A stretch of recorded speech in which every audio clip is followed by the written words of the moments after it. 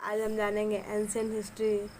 Ancient history का पहला chapter के बारे में पढ़ेंगे। स्रोतों के आधार पर इतिहास को 3 भागों में बांटा गया है। हमारा जो स्रोत के आधार पर तो हमारा एंशियंट हिस्ट्री को 3 भागों में बांटा गया। पहला प्री हिस्टोरिकल एज, प्रागैतिहासिक काल। दूसरा प्रो हिस्टोरिकल एज, आर्य ऐतिहासिक काल। और तीसरा हिस्टोरिकल एज माने ऐतिहासिक काल।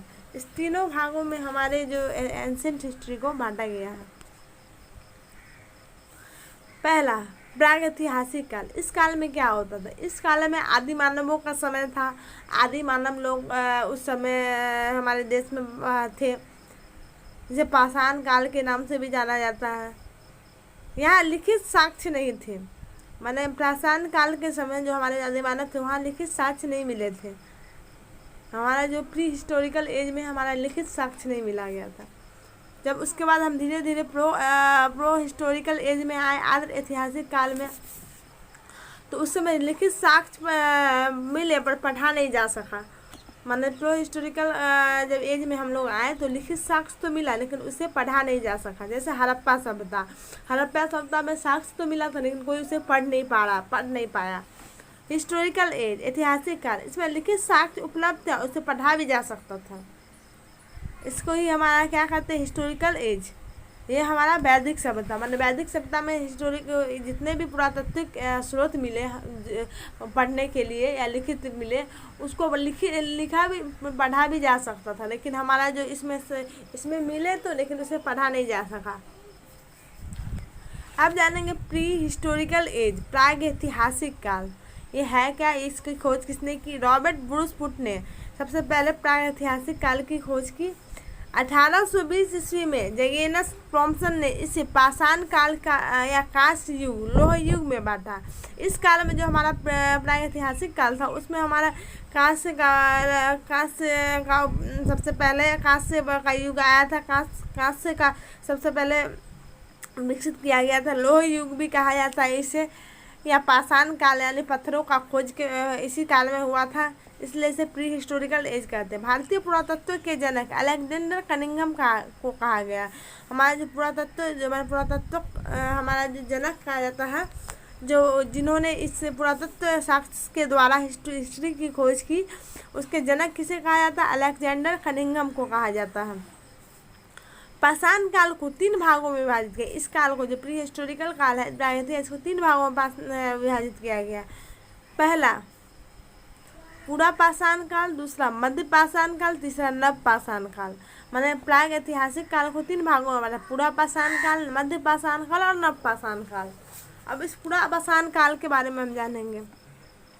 इसका काल था 25 लाख बीसी से 10 लाख बीसी, माने 25 लाख ईसा पूर्व से लेकर 10,000 ईसा पूर्व तक।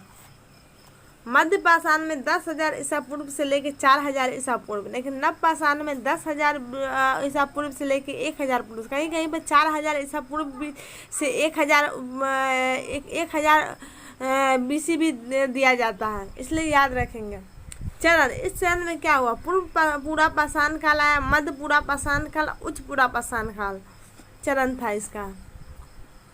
नव पाषाण में भी मध्य पाषाण एवं नव पाषाण संक्रमण काल इसे कहा गया है।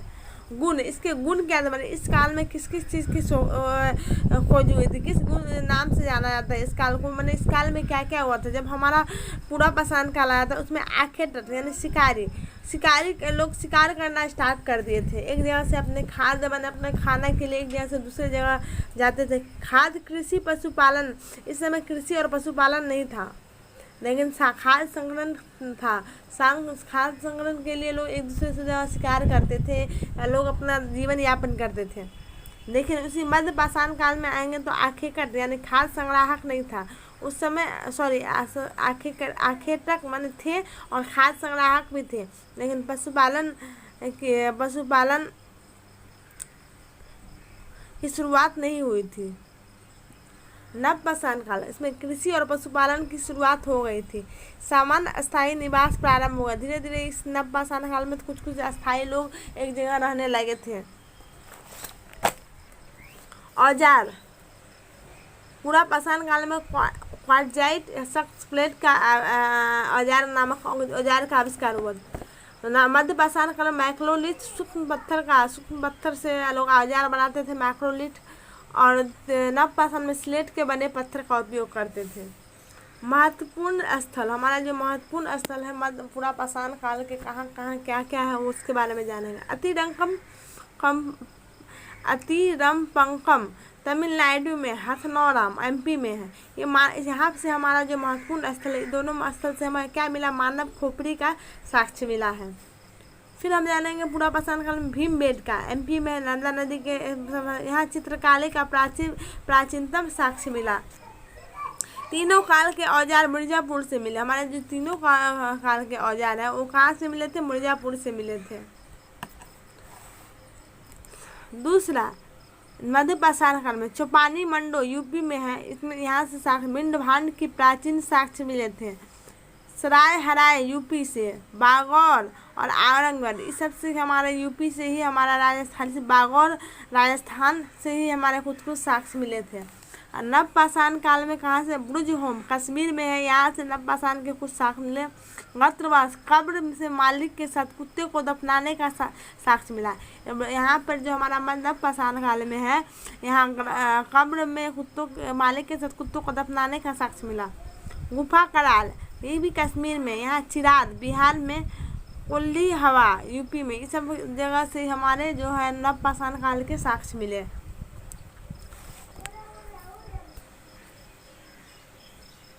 उसके बाद जानेंगे खोज।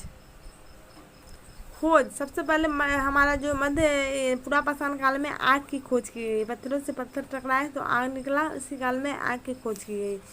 मध्य पाषाण काल में व्यापारिक उपयोग, मतलब आग की खोज की नहीं, इसका उपयोग किसने किया, मध्य काल में इसका उपयोग करना शुरू कर दिया। मैंने आग जलाना शुरू किया, लोग कोई चीज़ पकाने लगे, इसका व्यावहारिक उपयोग करने लगा। और नव पाषाण में कृषि विविधत, पशुपालन, यातायात के पहिए की खोज की। मैंने कृषि विविध रूप से कृषि नव पाषाण काल में शुरू हुई थी, पशुपालन भी लोग करने लगे थे, यातायात में पहियों की भी खोज हो गई थी। ये पहला, इसमें कुछ बात याद रखें। पहला हथियार कुल्हाड़ी इसी समय में खोज की गई थी। पहला धातु तांबा भी इसी काल में खोज की गई थी। इस तरह हमारा हम लोग देखें आज मध्य पाषाण काल, पूरा पाषाण काल, प्रागैतिहासिक काल है क्या, इसके अंदर इसके 3 काल हैं, पूरा पाषाण काल, मध्य पाषाण काल, नव पाषाण काल। इसके बारे में आज हम जाने। Thank you so much friends. अगर अच्छा लगे तो लाइक शेयर सब्सक्राइब कीजिएगा।